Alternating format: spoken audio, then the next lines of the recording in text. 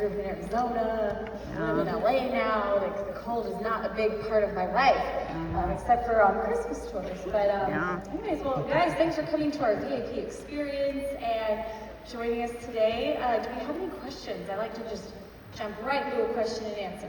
Yeah?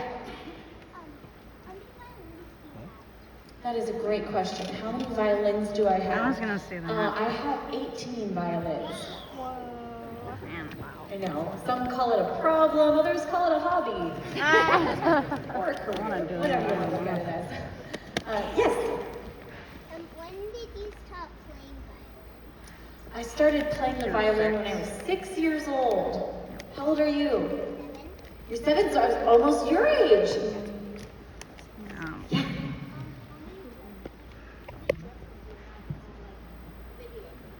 How many dresses do I have for videos?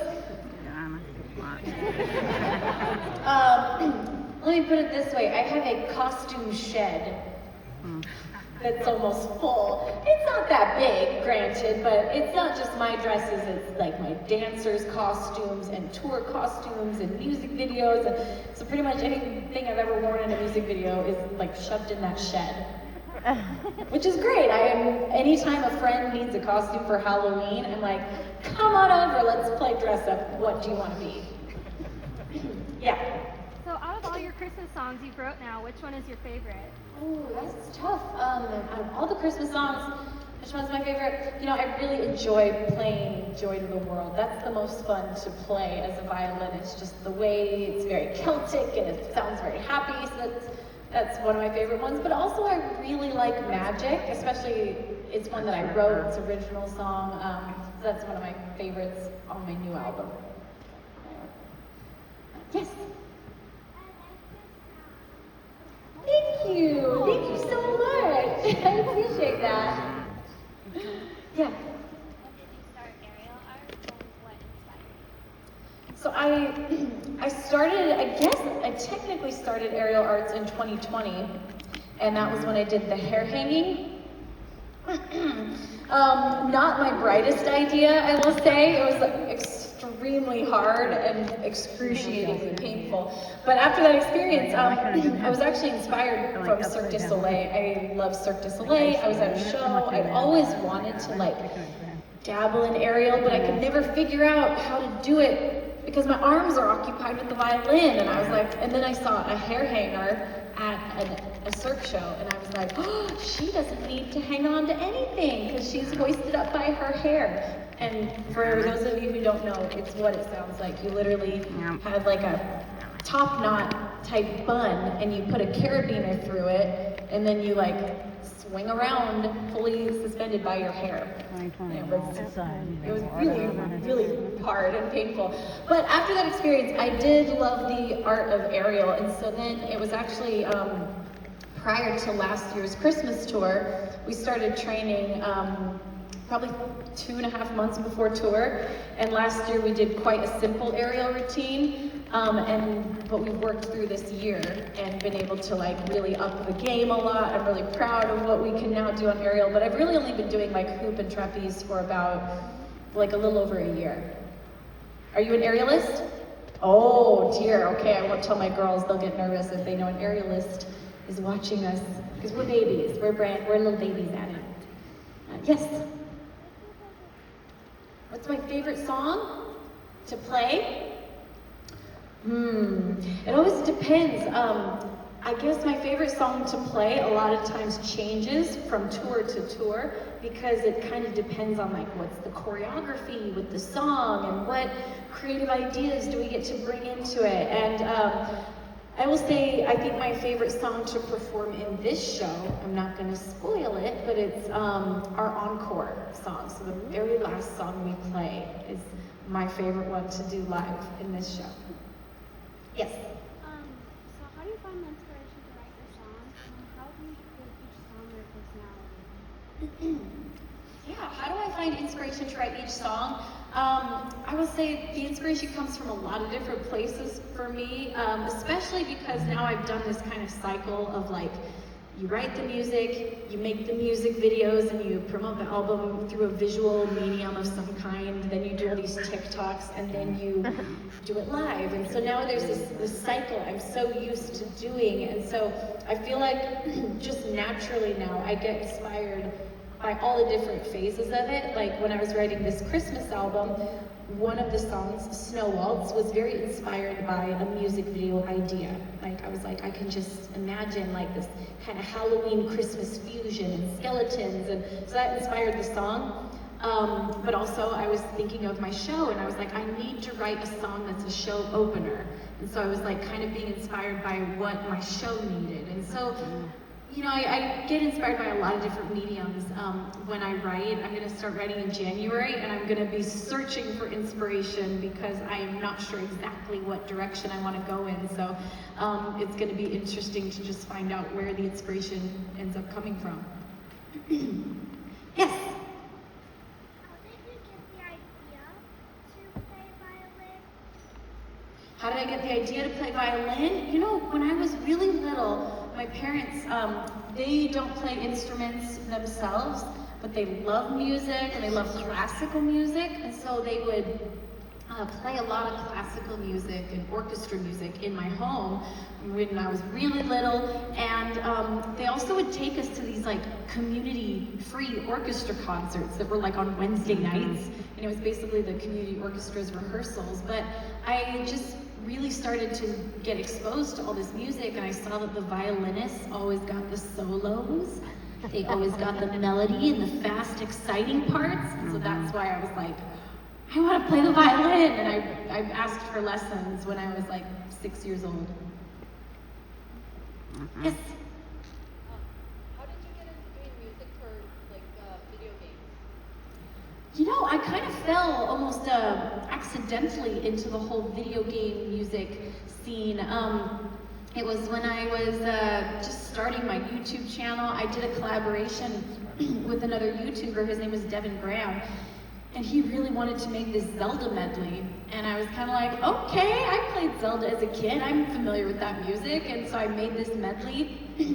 And he was like, yeah, you should really lean into it. Like, dress up in the costume. We'll get you the little ears and everything. And I was like, oh, I don't know about that.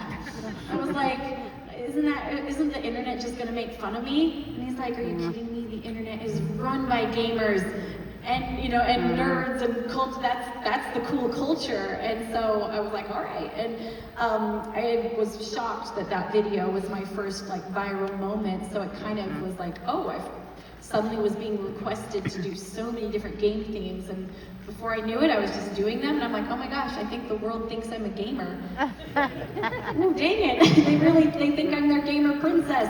So I had to kind of slowly dial it back and admit that I actually was not a gamer, but I do love cosplay. I love the music is phenomenal for games, and I've really enjoyed being a part of like the gaming culture and just the communities that are there. Yeah. Crystallize. All-time favorite song? Oh. Well, thank you. So thank you so much. He was asking about Crystallize and how I came up with that, and that was all came about because I'm a big fan of Skrillex, and at the time I was just obsessed with like dubstep, and like Bangarang was my favorite song, and so I was just really diving into like the dubstep community, and that was about the time that I had decided, you know what, I need to write the kind of music that I listen to, because all growing up I was just always playing classical music, and I was playing whatever the violin was supposed to play. And so about that time was when I started to get into writing, and I was like, I need to play what I'm excited about, not just what the violin is supposed to be. And so I kind of took on this challenge of like, I'm gonna combine really melodic, you know, melodies and motifs with dubstep. And my goal was to make it something that the dubstep community would like and understand, but also that my grandmother could listen to and think, oh, that's really pretty. And so I remember I played it for my grandma, and she was like, that's really pretty. And I was like, I did it. I made a dubstep song that was like, could kind of cross both niches. I remember being shocked though that that was kind of the song that changed the kind of trajectory of my career, and so I'll always be very grateful for Crystallize. But it was also the longest I've ever spent writing a song. I spent months just trying to make a melody, and then I would throw it in the trash and be like, I'm over it, I can't think of a melody for this song. And then I would pull it out and try it again and be like, nope. So it probably took me about 3 months to find the melody for Crystallize, which nowadays I would never spend 3 months working on a song. It's like, if it doesn't click usually within the first day or two of writing it, it's done. You know, it's like, not a good idea. So I'm like really grateful that I put the time in and didn't give up on that song. Let's see, yes. It was magical working with Amy Lee. To say that I was like a fan growing up is like underplaying it. Like when I was a teenager, I would make music videos to her songs, pretending like I was Amy. And you know, I feel like she really shaped a lot of the way that I kind of approach music and write music. Like those songs were so much a part of my core when I was like a teenager. So anyways, it was really cool to have this full circle moment of like being a fan of hers, writing songs specifically for her, hoping she would sing on them when I was just starting out as a musician, and she didn't. I wasn't quite ready for that collab yet, you know? But it was amazing when then years later, she reached out and asked if I would be on their album, and it was like, oh my gosh, like the universe brought it back to me. And I think that's the coolest thing about like dreams and wishes and manifesting is a lot of times you'll put things out there and ask for them to happen, and they don't happen, but it doesn't mean that it's never gonna happen. And sometimes you just have to be patient, and that opportunity came back to me, but at a time when I was much more ready for it.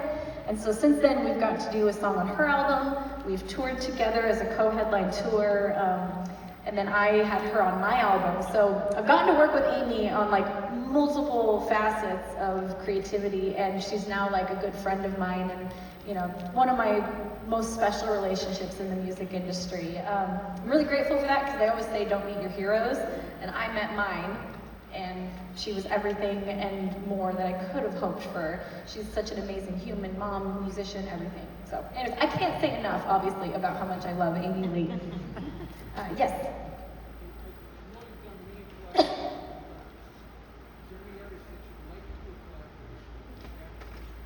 Yes, I would love to work with Pink.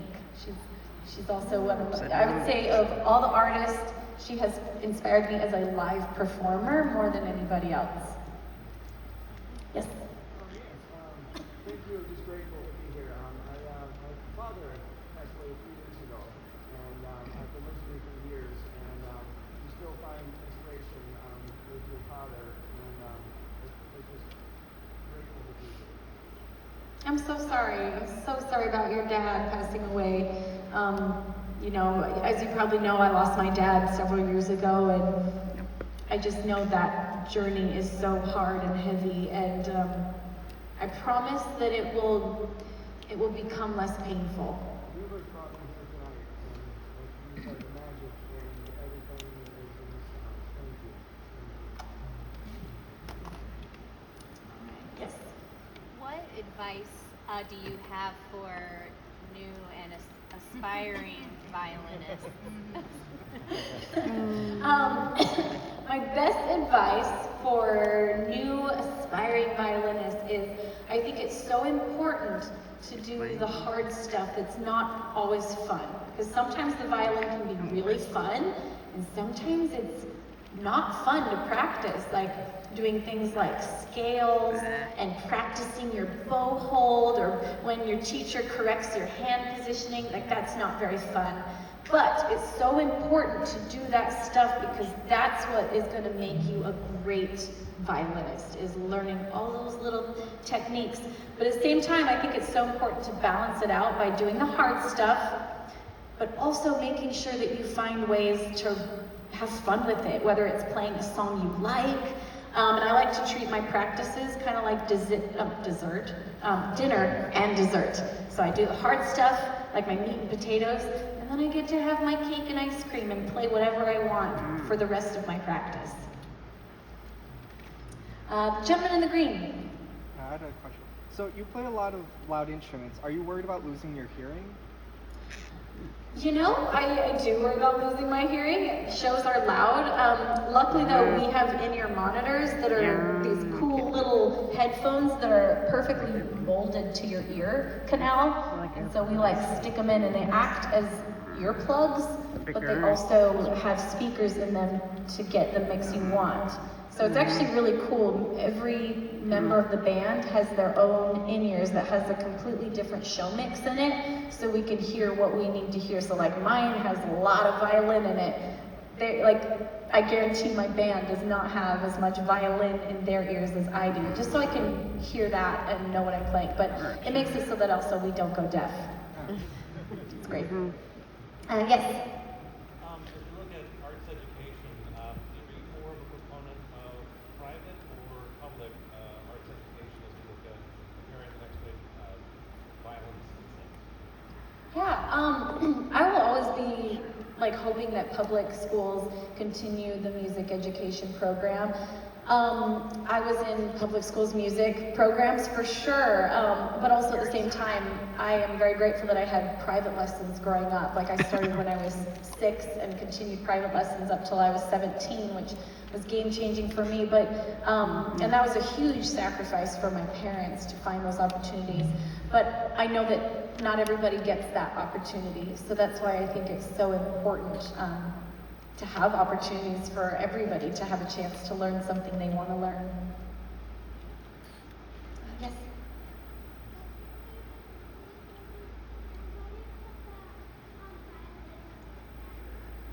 My favorite Disney movie? That's tough. I really like Disney movies. I would say growing up, my favorite one was Mulan. When I was like a teenager, I thought that I was Mulan. Mr. I'll make a man out of you. And then, why do I put the violin on my neck? Well, that's traditionally the way you play the violin. I know it's kind of weird. It's like on one side of your body. And definitely every time I get like a physical therapist massage, they're like, what do you do for a living? Because like my body's the muscles are very oddly what is the word? They're just oddly pulled because I spend a lot of my life like this. But yeah, that's just where the violin goes. Yep. Yeah.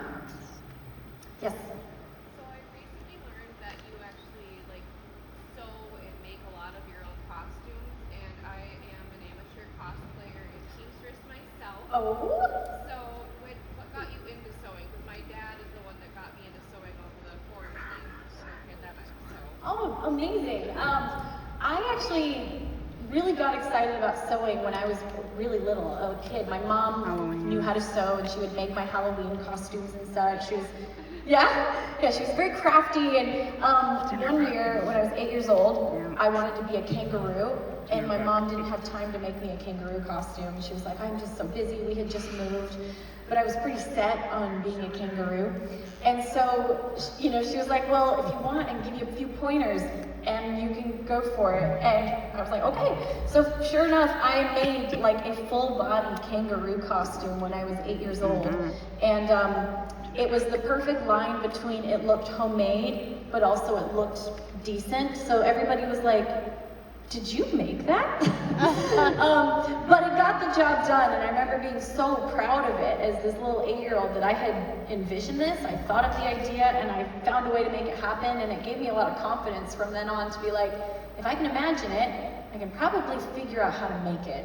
And to this day, that's kind of the way I think. I'm like, if I can imagine it, and a lot of even the stuff we do on tour, like the props you see, a lot of the things, like my crew kind of has that mentality as well. And I think that's why we've been together for so long, is I'll get these ideas, and we get ideas, and then it's like, if I can't make it, I bet one of them can.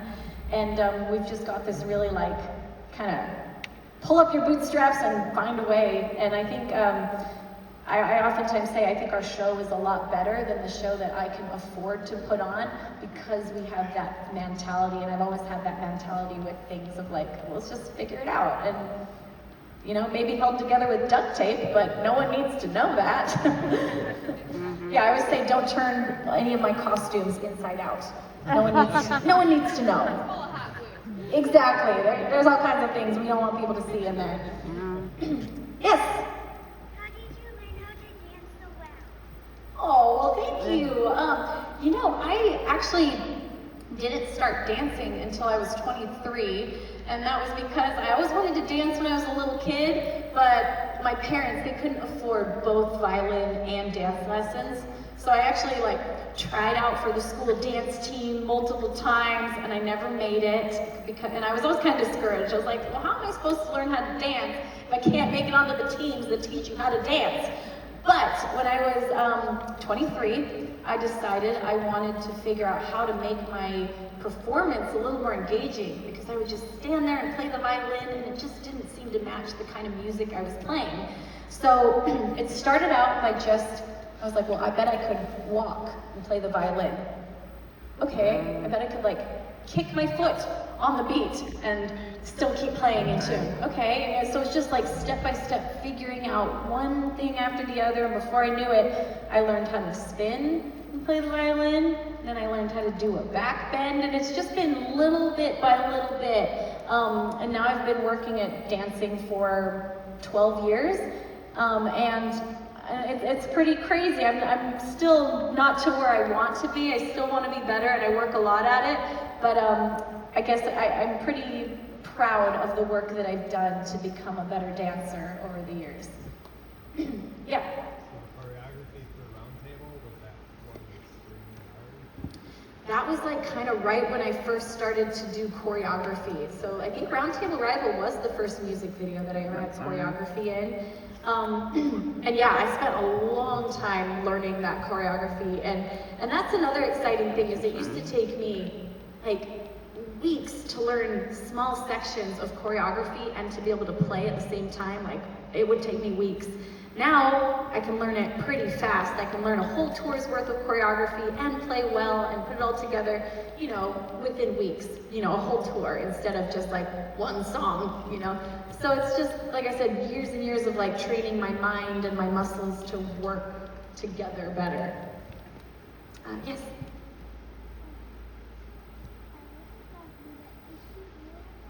Luna is here. Do we have time to grab Luna? We'll see if Luna feels like coming out today. Yeah.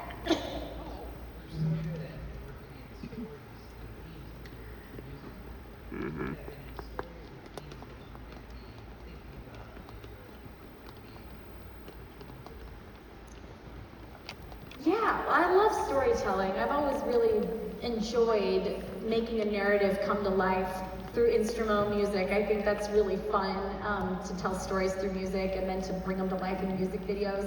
And I have some ideas for possibly what the next arc and the next story is for this next album, but a lot of times they come from just metaphors of where I'm personally at the time when I'm writing the album, and then I'll find almost like a caricature, like Artemis or the ballerina in the music box. I'll make a fictional character and a metaphor of either being trapped or bringing light that kind of represents where I'm at. So I'm going to start writing in January, and it'll be fun to see all right, where am I at? What story is going to come out of this? Yeah. Where did you go to shoot the music video for Round 2 Live? That's a great question. I don't even rightly remember anymore. It was this little western town that was a set, 2 hours north of LA, I think. I don't remember exactly where, but it was really fun. I loved being a part of that whole set and all the extras and the cool costumes. It was really fun. Yeah.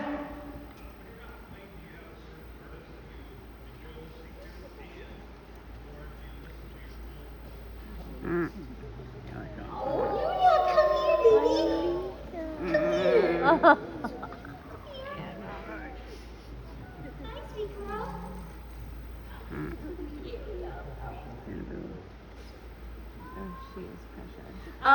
So I don't listen to my own music it's funny, after you write music and record it, you spend so long listening to, every single sound and analyzing, is that chime too loud? Every tiny little sound you hear in those tracks that are layered with 100 tracks or whatever, you listen to it so much just wondering and trying to make it perfect. And most artists, once you release it, there's kind of not much of a reason to go back and listen to it again. You know, it's like we work on the music videos and such, but I don't listen to it as like a listener anymore. But oh, I'm so sorry. What do I listen to? I actually listen to a lot of audiobooks, like probably more than I actually listen to music. But some of my favorite music to listen to, I've been really inspired by this artist named Thomas Bergeson. He does a lot of these like really intense, like orchestral, like kind of edgy orchestral music stuff. He has a project called 2 Steps from Hell. I know that sounds really intense, but it's not. Anyways, but I've really liked his music lately. Yes. Yeah, and the white music shirt. When you make a new violin, how do you know what